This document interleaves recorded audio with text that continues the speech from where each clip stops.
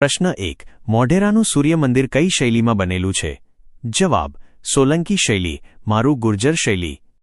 પ્રશ્ન 2. મોઢેરાના સૂર્ય મંદિરના ગર્ભગૃહમાં સૂર્યની પ્રતિમા કઈ શૈલીમાં કંડારેલી છે? જવાબ: ઈરાની શૈલી.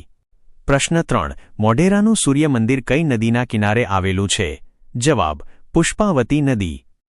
પ્રશ્ન 4. સિદ્ધપુરના રુદ્ર મહાલયનું બાંધકામ કોણે શરૂ કરાવ્યું હતું? જવાબ: મૂળરાજ સોલંકી. પ્રશ્ન 5. રુદ્ર મહાલયનું બાંધકામ કોના સમયમાં પૂર્ણ થયું હતું? જવાબ: સિદ્ધરાજ જયસિંહ. પ્રશ્ન 6. 5 સેકન્ડની રાણકી વાવ કેટલા માળની છે? જવાબ: 7 માળ. પ્રશ્ન 7. રાણકી વાવ કયા પ્રકારની વાવ છે? જવાબ: જયા પ્રકારની વાવ. પ્રશ્ન 8.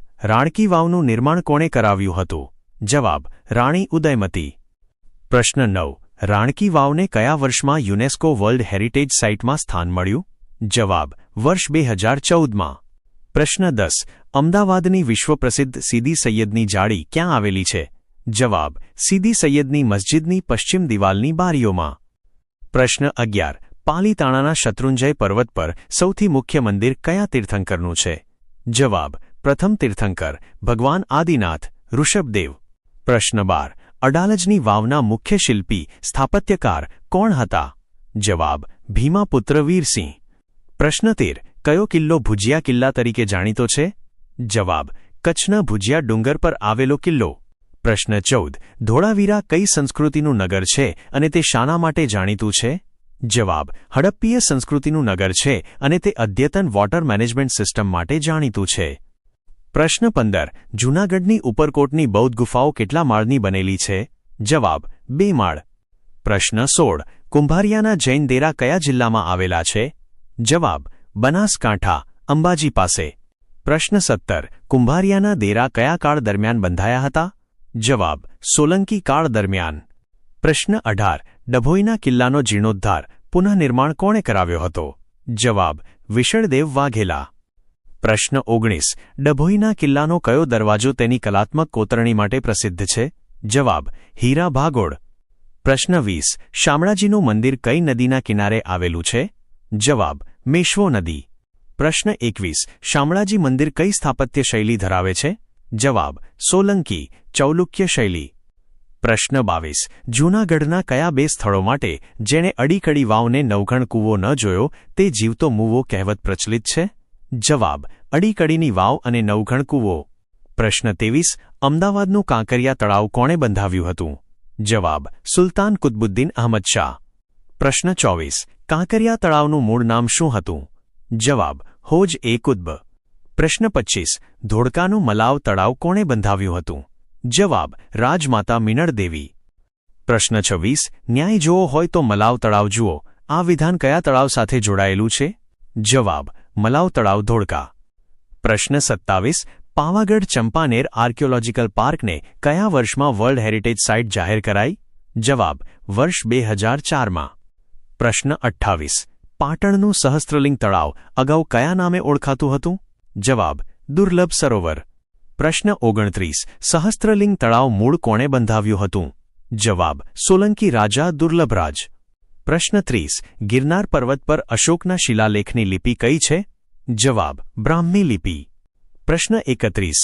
અશોકના શિલાલેખની ભાષા કઈ છે? જવાબ: પાલી પ્રાકૃત. પ્રશ્ન 32. વડનગરના પ્રખ્યાત કીર્તિ તોરણનું નિર્માણ કયા વંશના શાસનકાળ દરમિયાન થયું હતું? જવાબ: સોલંકી વંશ. પ્રશ્ન 33. વડનગરનું કીર્તિ તોરણ કઈ સદીમાં બન્યું હોવાનું મનાય છે? જવાબ: 12મી સદીમાં. પ્રશ્ન 34. કઈ મસ્જિદને તેની બારીક કોતરણીને કારણે મસ્જિદ-એ-નગીના કહેવામાં આવે છે? જવાબ: રાણી સિપ્રીની મસ્જિદ, અમદાવાદ. પ્રશ્ન 35. વલસાડના ધરમપુર પાસે વિલ્સન હિલ પર કયું જાપાનીઝ શૈલીનું સ્થાપત્ય છે? જવાબ: પેગોડા. પ્રશ્ન 36. વડોદરાના લક્ષ્મી વિલાસ પેલેસની ડિઝાઇન કોણે તૈયાર કરી હતી? જવાબ: બ્રિટિશ આર્કિટેક્ટ મેજરમેન્ટ.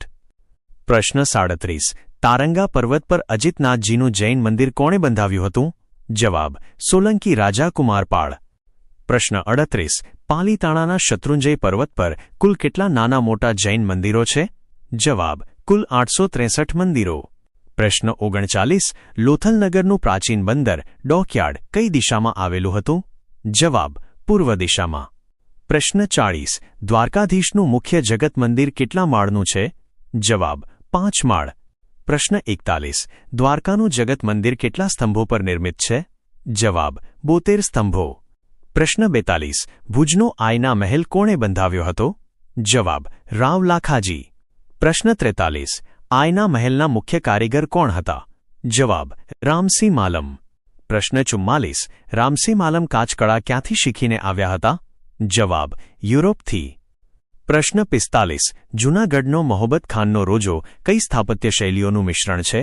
જવાબ ભારતીય, ઇન્ડો, ઇસ્લામિક અને યુરોપિયન ગોથિક શૈલી. પ્રશ્ન 46. ખેડા જિલ્લાના વડતાલનું સ્વામિનારાયણ મંદિર કયા પ્રકારના સ્થાપત્ય માટે જાણીતું છે? જવાબ શિખરબદ્ધ મંદિર. પ્રશ્ન 47. ખંભાલીડાની બૌદ્ધ ગુફાઓ કયા જિલ્લામાં આવેલી છે? જવાબ રાજકોટ. પ્રશ્ન 48. આઝાદી પછી સોમનાથ મંદિરના પુનઃનિર્માણનો સંકલ્પ કોણે લીધો હતો?